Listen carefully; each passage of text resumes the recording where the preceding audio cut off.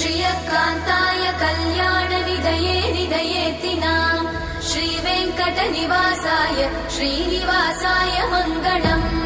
लक्ष्मी सविभ्रमालोकसुभ्रूविभ्रमचक्षुषे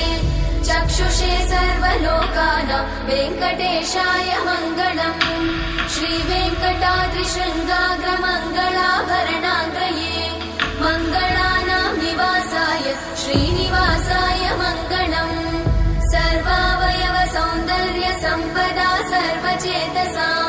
सदा सम्मोहनायास्तु वेङ्कटेशाय मङ्गलम् नित्याय निरवध्याय सत्यानन्दचिदात्मने सर्वान्तरात्मने श्रीमद् वेङ्कटेशाय मङ्गलम् स्वतः सर्वविदे सर्वशक्तये सर्वशेषिने